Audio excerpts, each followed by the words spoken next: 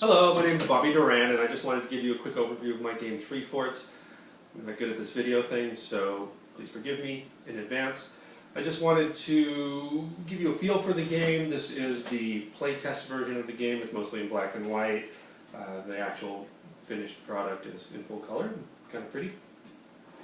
Players will be competing to build the best tree fort. Every player starts with a pallet card, which is their flooring to start their tree fort. 2 candy. Candy is a currency in the game. The resources in the game would be nails and water and mud and duct tape and rope. With those resources, you will be building other cards, other portions of your tree fort into your tree fort, and every card has a point value in the center, and once you reach a certain number of points, you win the game. There are 5 different actions you will be able to take on your turn. Your turn will consist of 3 actions, so you will be able to take any combination of those 5 actions.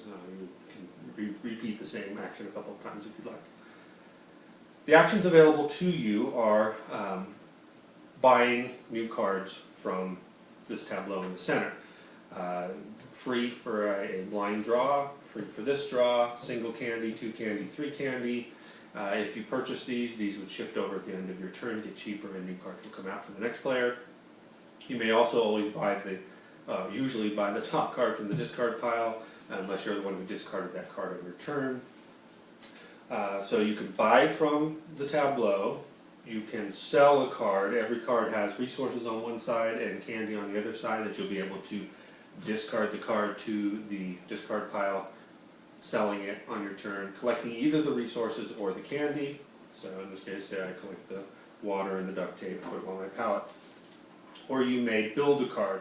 Every card has a cost to build into your tree fort. This chair here would cost 3 duct tape and 2 rope. You would give up those resources and build it into your tree fort.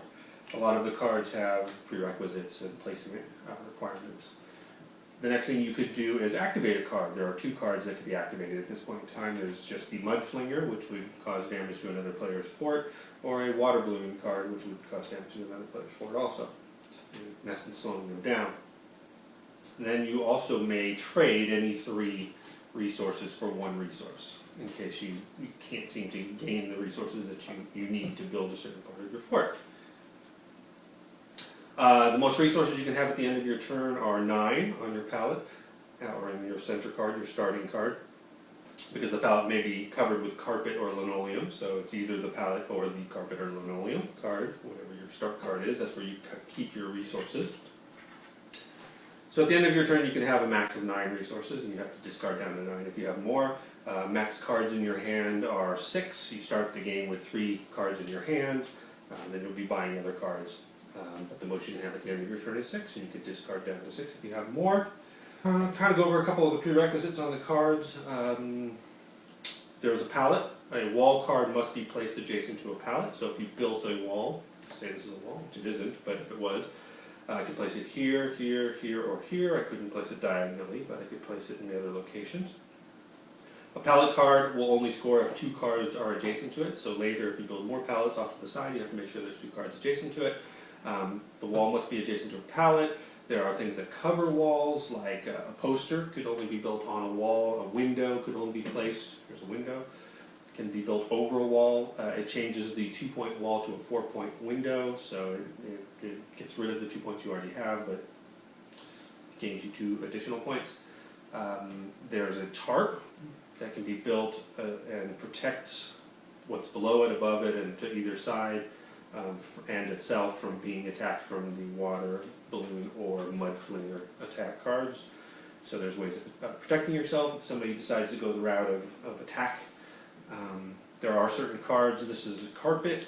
It's required to play over a pallet, and it gives you a permanent single cube resource, which can be used once per turn. There are cards that are permanent unlimited use, like a garden hose, which gives you unlimited water for the game, a box of nails, which gives you unlimited nails. Some cards give you bonuses if they're in your tree fort along with other cards. A chair will give you a +1 bonus if you also have a table. There are certain things that can't be built unless you have other cards in your tree fort, like the lava lamp or the TV can't be built until you have an electrical cord. There are unlimited use cards for each of the 5 resources available in the deck. There is a sturdy beam that allows you to then build the winch or the tire swing. You'll be building the best tree fort. Whoever builds the best tree fort wins.